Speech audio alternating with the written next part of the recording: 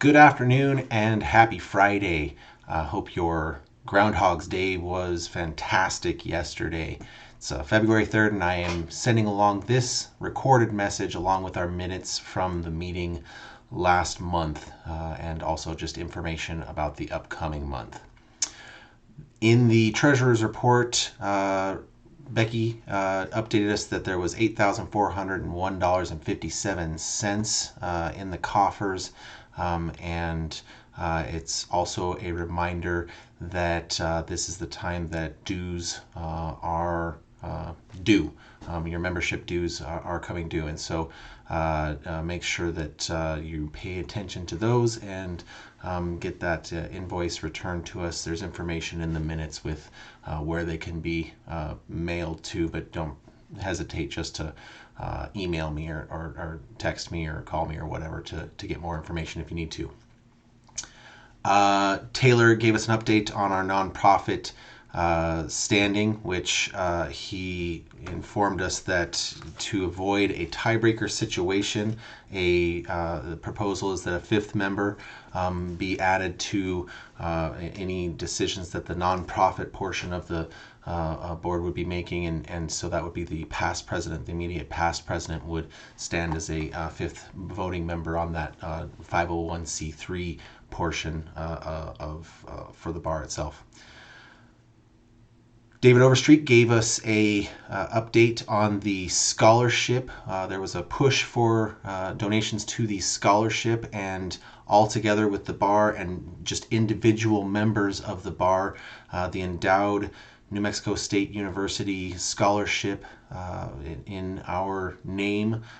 We raised another $1,260 that will be going into that endowment to help with students. The ideal recipient of that scholarship is a paralegal or criminal justice student who is out of Alamogordo out of Otero or Lincoln counties.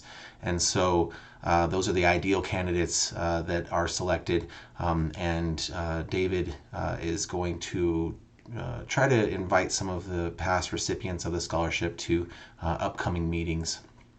And also on that topic, the university here in Alamogordo is unveiling a plaque of appreciation for this scholarship that will be displayed at the university as well.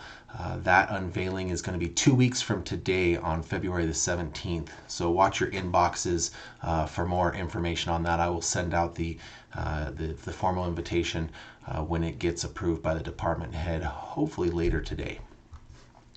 Chief Judge Schneider gave us an update on state of the courts, as well as some of the legislation that is going through that may affect courts, including change in judicial employee compensation. Right now, members of the executive and legislative branch who are employees are making more for their equal counterparts than the ones in the judicial branch. The judicial branch has been passed over for their employees' salaries on a comparative basis, and so at this point the judiciary is pushing to get salary increases so that way the courts can recruit and retain employees of higher caliber.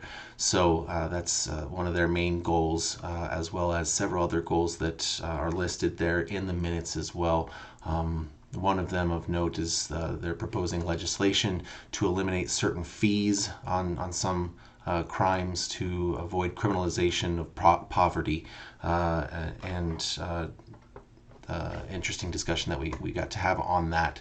More information on that, certainly always reach out to the judges or in coming to our meetings in person and or online as a fantastic way to have conversations about that as well.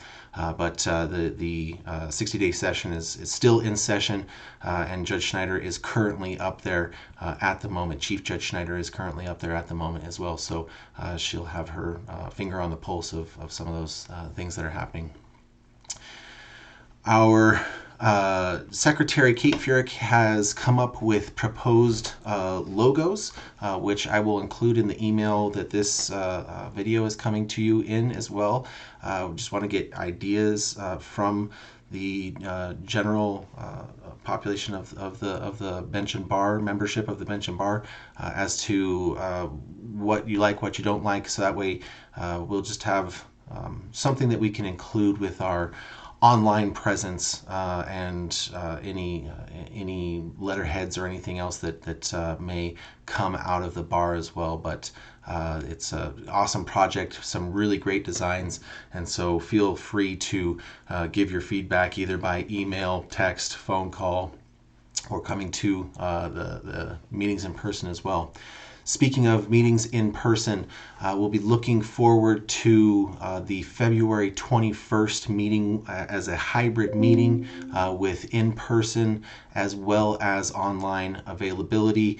And it's going to be a little bit of a growing pain. Some of the restaurants that are in town have meeting rooms that are set up for that sort of thing, and some may not be. And so if we end up in a place that's not exactly geared for online meetings, then it may be a laptop in a room with speakers, so that way we can definitely hear anyone who wants to be heard. And so it'll be a growing process, but it's something that I want to take on with my tenure as president to make sure that our large and spread out membership can all be represented and can all make these meetings. I know that to drive from Ruidoso to Alamogordo, or from Alamogordo to Ruidoso, or from Chaparral to Ruidoso, or any of those distances is quite an undertaking, especially if it's just for an hour-long lunch meeting. And so hopefully we can